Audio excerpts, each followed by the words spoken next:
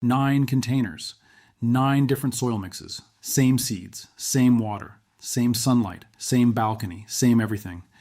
Except what I put in the pot before I planted. I ran this test for 12 weeks. I documented every single one. I weighed the harvests. And what I found genuinely surprised me, not because the results were confusing, but because they were so clear, so decisive, so far from what I expected going in. 3 of these mixes performed so well, I'll never go back to what I was using before. 2 of them, including one that cost the most money per liter out of all 9, produced results so poor I felt embarrassed I'd been using it for years without questioning it. And one of them, the one that costs almost nothing, the one that most gardeners completely overlook, outperformed everything else in this test by a margin that I still find difficult to fully explain. By the end of this video, you'll know exactly which mixes to use, which to avoid, and more importantly, you'll understand why each one performs the way it does. Because if you just follow a list without understanding the reasoning, you'll make the wrong call the moment something changes. Let's go through all 9. Before I show you the results, I want to spend a few minutes on something that most gardening channels skip entirely. The actual reason soil mix is the single biggest variable in container growing. Because I used to believe what most beginners believe. That soil is basically soil, that the differences between products on the shelf are mostly marketing, that what really matters is how much you water, how much sun you get, and how often you fertilize. I was wrong on all 3 counts. Here's the reality of container growing. Unlike growing in the ground, your plant's entire world is the volume of soil inside that pot. Every root, every nutrient interaction, every microbial relationship, it all happens within a confined space that you defined when you chose the mix. In a garden bed, plant roots can seek out better conditions. They can grow toward water, toward nutrients, toward oxygen. If one zone of soil is compacted or depleted, the roots go around it. In a container, there is no going around. The roots are working with exactly what you gave them. The soil structure, the biology, the drainage, the moisture retention, the pH, all fixed at the moment you filled the pot. This is why the same plant variety in the same conditions can produce wildly different results depending only on the soil. It's not a small difference. As you'll see in this test, the best performing mix in my trial produced more than double the yield of the worst performing mix at the same cost in time, water, and care. That difference is entirely recoverable. Every container gardener who is currently using a poor quality mix is leaving yield on the table through no fault of their own, just a lack of information about what's actually in the bag they're buying. Let me give you that information now. What makes a soil mix good or bad for containers?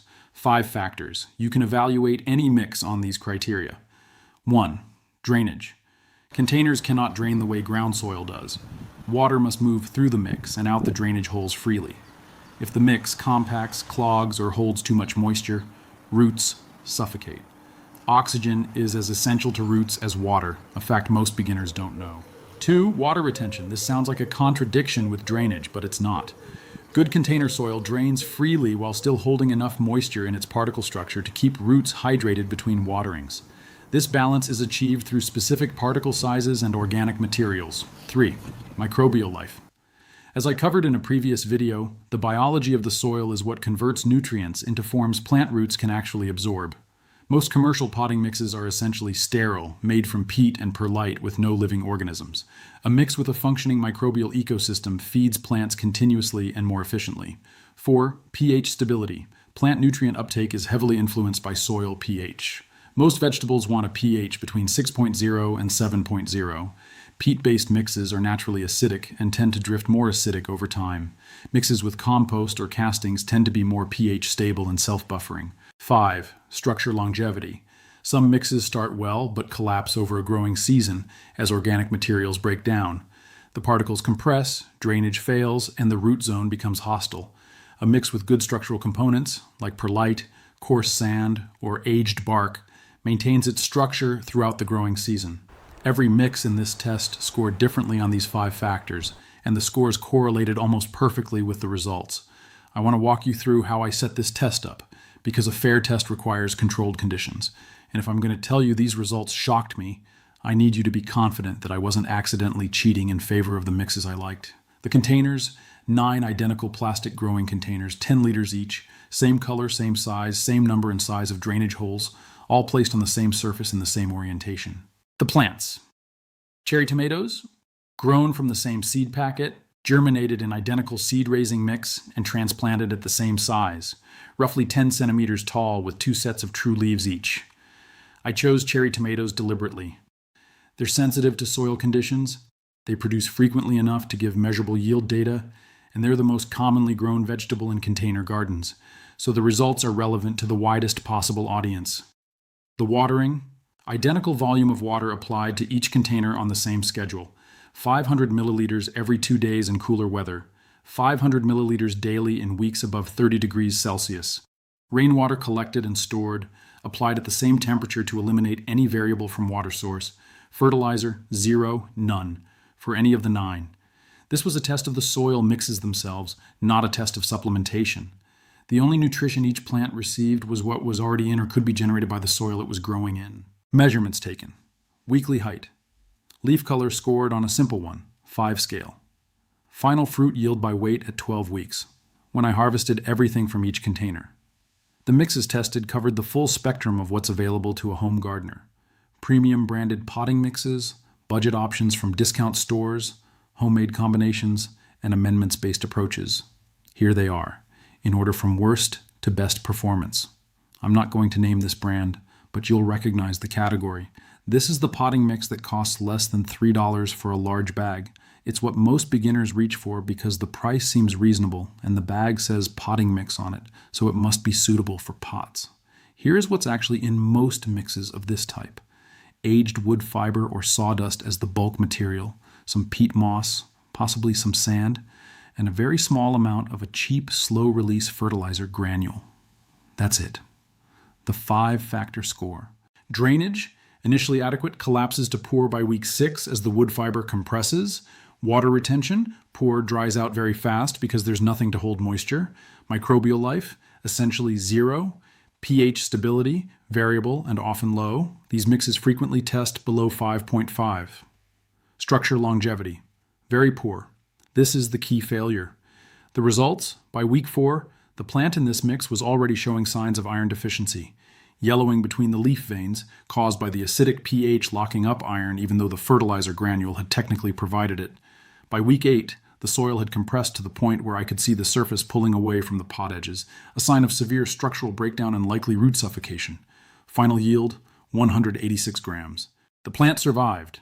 It produced some fruit, but it was clearly stressed for the entire growing period, and it required more interventions, adjusting watering frequency as the soil's behavior changed, than any other mix in the test. This one genuinely surprised me. This is one of the best-selling potting mixes on the market. The price per liter is among the highest in the test. The marketing promises advanced moisture management, controlled release fertilizer, and superior plant performance. I wanted this one to work. I had used it for years before running this test. The key ingredient behind the moisture control claim is a polymer gel, tiny granules that absorb water and release it slowly back into the soil. In theory, this buffers the plant against both drought and overwatering. In practice, in a container environment over a full growing season, I found significant problems. The 5-factor score. Drainage: poor to moderate. The moisture control polymers swell with water and can reduce drainage channel efficiency. Water retention: initially very high, but the polymer granules degrade in UV exposure and break down over 8-10 weeks. Microbial life: low to moderate, better than the budget mix but still predominantly peat-based. pH stability: moderate chi, peat-based drifts acidic over time. Structure longevity: moderate initially, declining as polymers degrade. The results: this mix started well. At week 4, it was among the better performers. The moisture retention technology worked as advertised in the early phase. But by week 7, I noticed the soil was behaving strangely, alternating between waterlogged and extremely dry in ways that didn't match my watering schedule. What was happening? The degraded polymer granules were holding water unevenly, creating wet pockets and dry zones within the same pot. The root system was navigating around these inconsistencies rather than developing evenly. By week 12, the plant had recovered to moderate performance, but it never fulfilled the early promise of those first 4 weeks. Final yield: 241 grams. For a mix that costs 3 to 4 times more per liter than most of the other options in this test, 241 grams is a very poor return. Coir coconut fiber has been positioned as the sustainable alternative to peat moss, and in many ways it deserves that reputation. It's a renewable byproduct of coconut processing, it has excellent physical properties for drainage and water retention, and it doesn't contribute to peat bog destruction. This mix was Coir combined with perlite at roughly a 70-30 ratio. No added nutrients, no biological inoculation.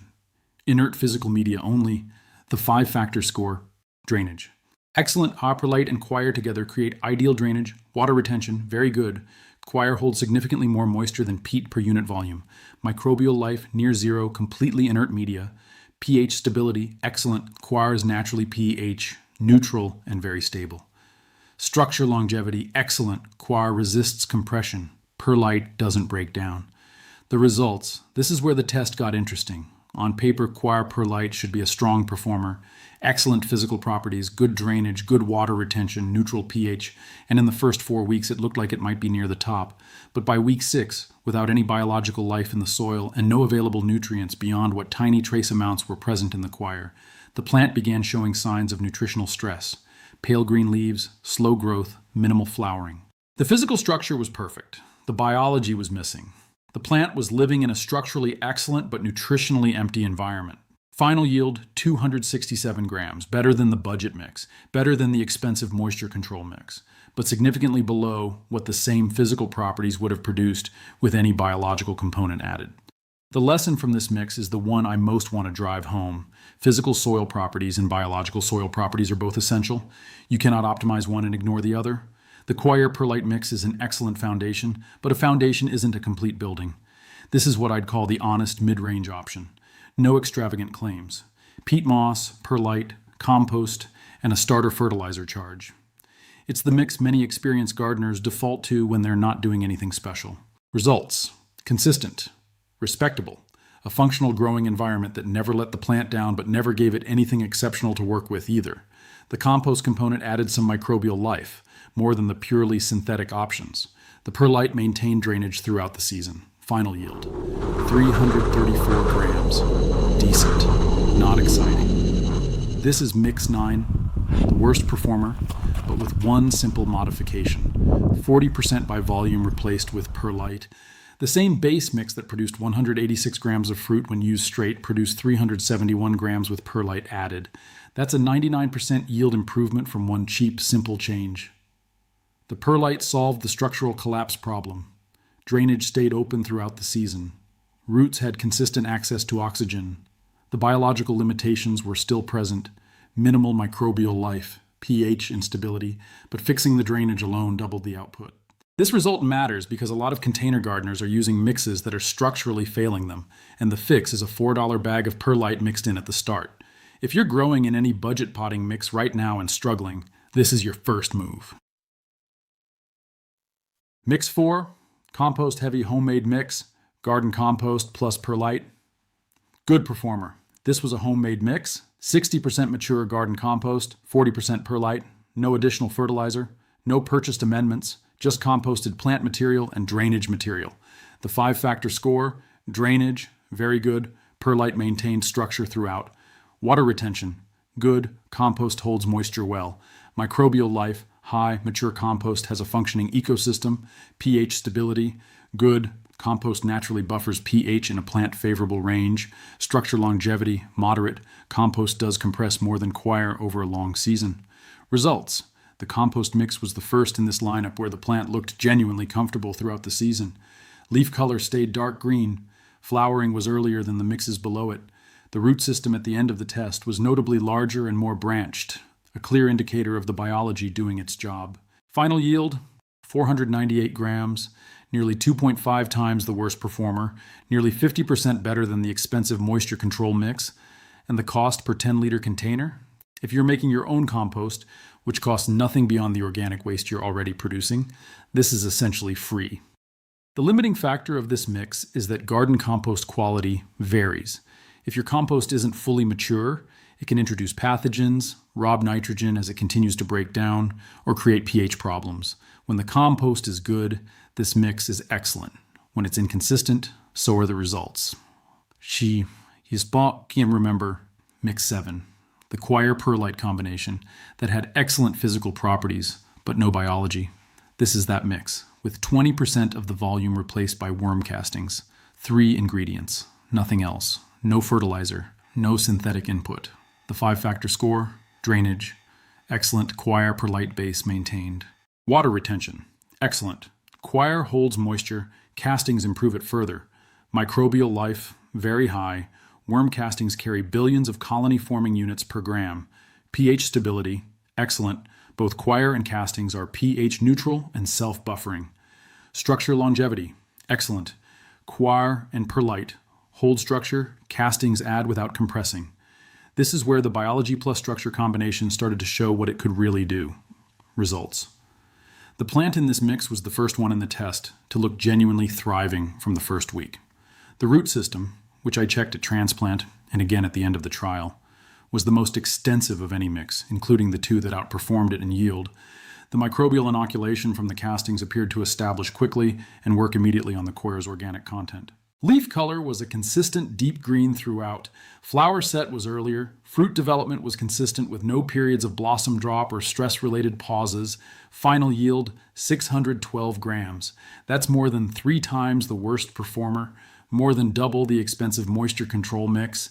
And the cost of this mix, Coir, perlite, and worm castings in these proportions, is roughly $4 to $6 per 10-liter container if you're buying all 3 components, less if you produce your own castings.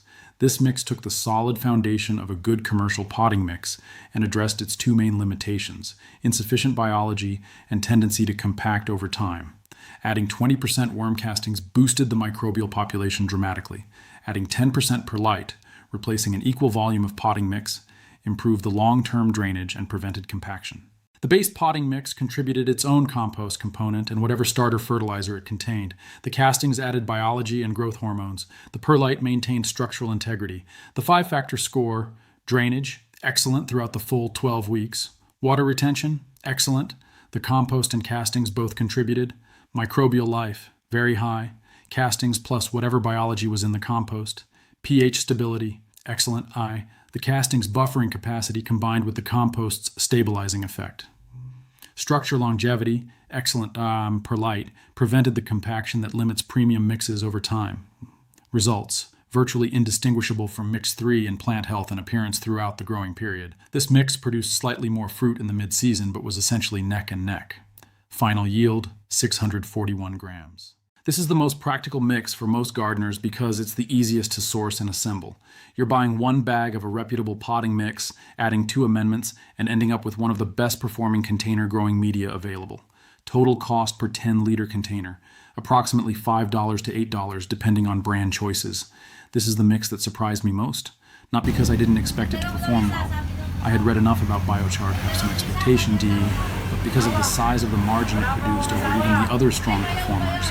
Before I give you the results, let me explain what biochar is, because most home gardeners haven't encountered it yet, and I want the result to make sense. Biochar is charcoal made from organic material, usually agricultural waste, wood chips, or plant matter, that has been burned at very high temperatures in an oxygen-limited environment. The result is a highly porous carbon structure that doesn't break down in soil. That porosity is the key. Under a microscope, a single gram of biochar has a surface area that can reach hundreds of square meters. Thousands of tiny pores and channels that serve as habitat for soil microorganisms. When you add biochar to soil that also contains worm castings or compost, you're not just adding the organisms, you're giving them a permanent home with enormous surface area to colonize and reproduce in. Biochar also absorbs nutrients, holds them in the pore structure rather than letting them leach out, and has a liming effect that raises pH in acidic soils, which can address the peat drift problem in mixes that use peat as a base. The standard criticism of biochar is cost and availability. It's more expensive than the other amendments in this test, typically $8 to $15 per liter from specialty garden stores or online. But the key factor is the rate of use. At 5% by volume, which is the rate used in this test, a single bag of biochar goes a very long way. For a 10-liter container, you need only 500 milliliters of biochar. A 2-liter bag is enough for 4 containers, and unlike organic amendments, biochar is essentially permanent in the soil. It doesn't break down. The pore structure persists season after season. If you're reusing containers, even with fresh soil added, the biochar you added in season 1 is still working in season 3. The 5-factor score: drainage, excellent, coir perlite base maintained perfectly, water retention, excellent, coir castings and biochar all contribute, microbial life, exceptional, castings provided the organisms, biochar provided permanent high-density habitat. My pH stability, excellent ion, biochar's liming effect balanced the slightly acidic tendency of coir. Structure longevity, exceptional I, coir resists compression, perlite maintains drainage, biochar is permanent. Final yield, 847 grams. Let me put that in context. Mix 9, the worst performer, 186 grams. Mix 1, the best performer, 847 grams. From the same seed, the same pot size, the same water, the same sunlight, the same 12 weeks, a 355% difference in yield from the same plant, in the same conditions, with the same care. The only variable was what I put in the pot. Looking at all 9 results together, the pattern is unmistakable, and once you see it, you'll never approach a bag of potting mixed the same way again. The mixes that performed best shared 3 things consistently. First, excellent drainage maintained throughout the full season, not just at the start. Every low performer in this test had drainage problems by week 6 or 8. Every top performer maintained open drainage from week 1 to week 12. The mechanism: perlite and coir, rather than wood fiber or compressed peat. Second, a functioning microbial ecosystem established at planting and maintained throughout. Every mix without biological input, the budget mix, the moisture control mix, the coir perlite without castings, underperformed structurally similar mixes with biology, sometimes dramatically. The mechanism: worm castings as the microbial inoculation source. Third, structural stability. Mixes that compressed, collapsed, or changed behavior significantly over the growing season required more management and produced lower yields. Mixes that maintained their physical properties throughout required less management and produced higher yields. Drainage, biology, stability. Every decision you make about your container soil can be evaluated through those 3 lenses.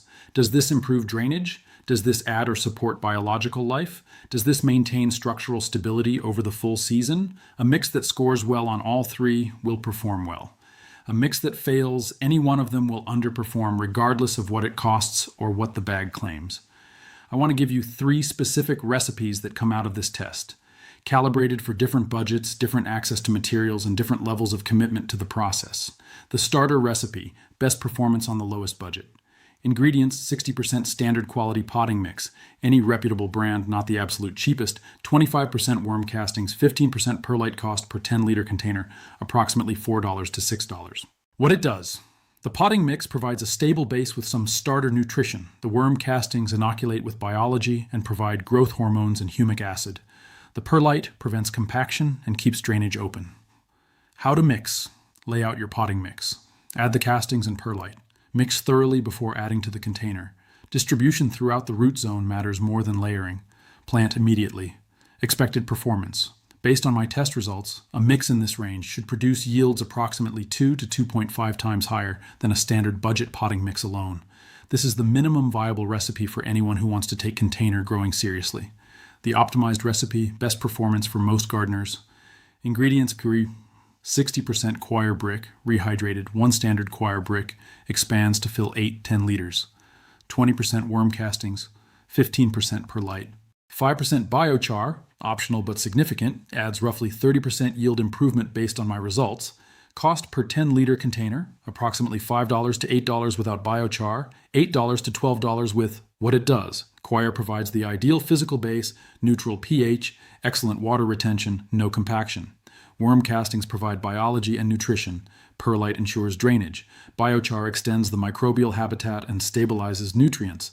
How to mix: rehydrate your coir brick first. Add warm water gradually. Allow it to expand fully. Break it up until no dry lumps remain. Add perlite and mix through coir before adding castings. This prevents the lighter coir from separating. Add castings last and fold in thoroughly. Add biochar if using and mix again. Expected performance: this recipe closely mirrors the Mix 1 and Mix 3 results from my test. At the high end, with biochar, you're in the range of 700 to 850 grams yield per 10-liter container for cherry tomatoes in adequate sun. For comparison, a standard budget mix would likely produce 180 to 250 grams from the same setup. The long game recipe: best performance when you're thinking multiple seasons ahead. Ingredients: 55% coir, 15% perlite, 20% mature worm castings, ideally from your own bin, 10% biochar. Note: in Season 2 and beyond, you don't replace the biochar, it's still there. Refresh only the organic components. Your biochar investment is permanent. Cost per 10-liter container in Season 1, approximately $10 to $14. Cost per 10-liter container in Season 2 and beyond, approximately $4 to $6, refreshing organic components only. What it does differently: the higher biochar rate creates a denser, more stable microbial habitat that establishes itself more firmly in Season 1. The biology in the soil between Season Z, even in stored dormant soil, maintains a higher baseline population when you restart in spring. Each season compounds on the last. How to use between seasons. Empty your containers in late autumn. Add the spent mix to a garden bed or compost pile. It's loaded with biology and will improve bed soil significantly. Store your biochar if it's still visible and clean. In spring, start fresh with new coir, castings, and perlite, and re-add the stored biochar. Or, if you're growing year-round, simply top dress with fresh castings every 8-10 weeks to refresh the microbial population without changing the whole mix. I want to address something before I close, because I've seen it happen many times. Gardeners who use the right soil mix and still underperform because of how they manage it once the plant is growing. The mix gets you to the starting line. What you do after planting determines whether you cross it. Mistake 1: compressing the soil when filling the container. The instinct is to push the soil down firmly when filling your pot, to get more in, to feel like it's settled. This destroys the drainage structure before the plant even goes in. Fill firmly but not compressed. The soil should hold its shape without being packed. If you pick up a handful and it falls apart when you open your fist, that's the right texture, not a ball that holds its shape under pressure. Mistake 2: overwatering after a good mix is in place. One of the paradoxical effects of an excellent moisture-retaining mix is that new gardeners often overwater it because they're used to their old mix drying out quickly. Coir-based mixes with worm castings stay moist significantly longer than standard peat-based mixes. Stick a finger 5 centimeters into the soil. If it's still moist at that depth, don't water yet. Let the mix do its job. Mistake 3: adding fertilizer to a biology-based mix in the first 6 weeks. This one I see constantly, and it actively hurts results. When you've inoculated your soil with worm castings and the microbial population is establishing itself, adding a high-concentration synthetic fertilizer introduces salt-based compounds that suppress the very organisms you just spent money and effort to cultivate. The biology needs time to establish. Let the castings work. If you need to supplement after 6 to 8 weeks, use a dilute liquid organic fertilizer, fish emulsion, liquid worm casting tea, or a seaweed extract, rather than a synthetic concentrate.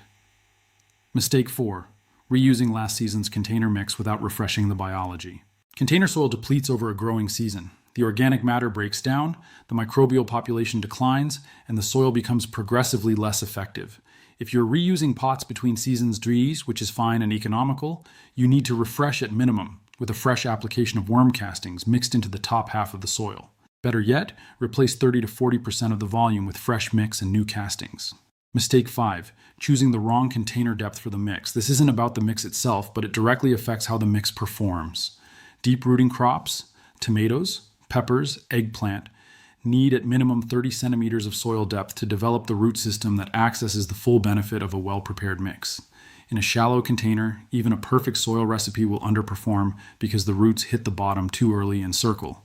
Match your container depth to your crop and let the mix work across its full depth. 9 mixes, 12 weeks, 3 recipes that I'll now use for everything I grow in containers. Here's what I want you to take away from this. And it's not just a shopping list. The difference between 186 grams and 847 grams from the same seed, the same pot, the same care, that's not luck and it's not a green thumb. It's understanding what's happening underground and building the conditions that let it happen well. Every container gardener who is currently using a budget potting mix straight from the bag is leaving the majority of their plant's potential in the ground. Every gardener pouring expensive liquid fertilizer into structurally collapsing soil is solving the wrong problem. The fix is not expensive, it's not complicated. It's a mix of 3 to 4 ingredients combined in roughly the right proportions with one simple principle guiding every decision. Feed the soil biology and the biology will feed your plants. That principle works. These results prove it works. And once you try it in your own containers, you'll wonder why you ever did it any other way. Now, the next logical question after you get your soil right is what you plant in it and when.